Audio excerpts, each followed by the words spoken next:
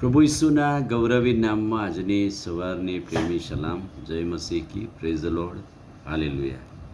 અનિવાર્ય સંજોગો અને શારીરિક તકલીફોને કારણે ગયા સપ્તાહ દરમિયાન પ્રભુનું વચન આપી શક્યા નથી.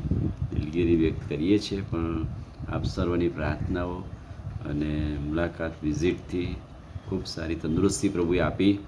પ્રભુનો આભાર માનીએ છીએ. અને જે વચનો આપણે શીખતા આવ્યા છે સવારની પળોમાં, એ ખાતરીદાયક વચનોમાં આપણે સંત પાઉલે અને બાઇબલમાં જે નાના મોટા પાત્રો છે કે જીવનો છે કે જેમની નોંધ બાઇબલે કરેલી છે.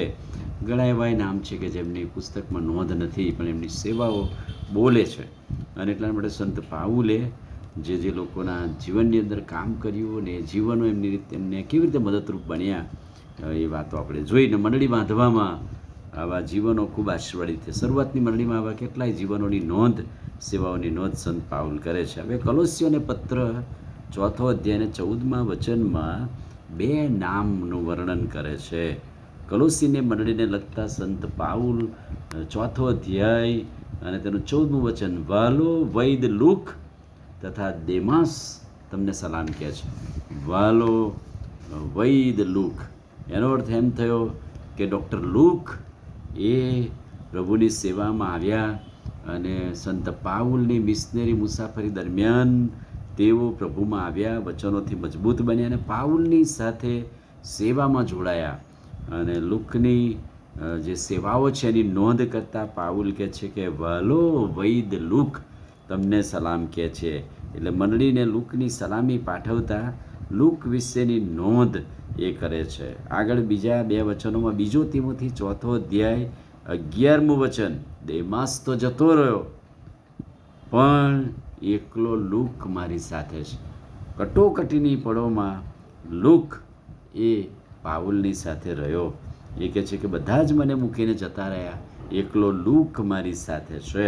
અને એટલે લુકની સેવાઓ પડદા પાછળ રહી, પ્રભુનો સ્વીકાર કર્યો, માર્ગમાં ચાલ્યો અને પાઉલને વળગી રહ્યો, સલામી પાઠવે છે.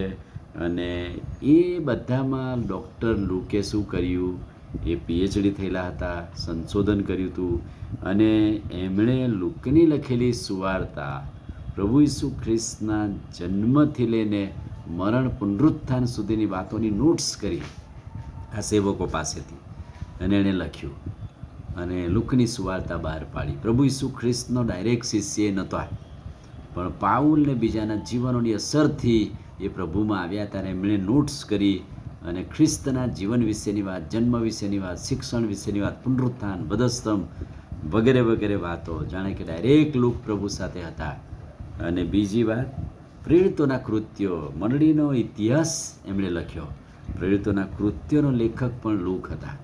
અને લુકે આ બંને પુસ્તકો લખીને પ્રભુ ઈસુ ખ્રિસ્તના જીવનથી લઈને મરણ પુનરુત્થાનની વાત અને ત્યાર પછી શરૂઆતની મંડળીના ઇતિહાસથી લઈને છેક મંડળીઓ બધી અસ્તિત્વમાં આવી, વિશેષ કરીને સંત પાઉલનું જીવન નજીકથી બારીકાઈથી જોઈને આ પુસ્તકો લખવાની પ્રેરણા મળી. અને એટલે પાઉલ એની સેવાની નોંધ કરે છે કે મિશનરી મુસાફરીઓમાં તકલીફો, મુશ્કેલીઓ વેઠીને એકલો લુક તેનો સાથી બન્યો. અને લુક એની જો કે વચ્ચે વચ્ચે લુકને અલિપ્ત થઈ ગયેલો દેખાય છે, પણ પાછળથી લખે છે કે લુક મારી સાથે રહ્યો. અને આ 2 પુસ્તકો લુકે નેક નામદાર થિયોફિલને લખીને આખા વિશ્વને, જગતને સંબોધીને આ પુસ્તકોને લખ્યા છે. એટલે કે ઈસુ ખ્રિસ્તના જન્મથી લઈને શરૂઆતની મંડળીને સંત પાઉલની મિશનરી મુસાફરીની નોંધ કરે છે. એટલે સંત પાઉલ જણાવે છે કે બધા તો જતા રહ્યા, પણ એકલો લુક મારી સાથે રહ્યો છે. જાણે કે જીવનના અંત ભાગમાં કોઈક એવું જીવન છે કે જે જીવન એની સાથે રહીને એને દિલાસો આપે, ઉત્તેજન આપે. એ જેલમાં જવાનું થયું તો ત્યાં પણ ગયા, પણ લુકે આખા વિશ્વને, જગતને મોટી ભેટ આપી. તો લુકની લખેલી સુવાર્તા અને પ્રેરિતોના કૃત્યો. વાલા, આપણા જીવનની અંદર એવા જીવનો અસર કરી જાય છે કે જે આપણા જીવનથી બીજાના માટે આશીર્વાદનું કારણ બને છે. આમીન. પ્રાર્થના કરીએ. વાલા પ્રભુ, આજે સવારે લુકના જીવનને માટે આભાર.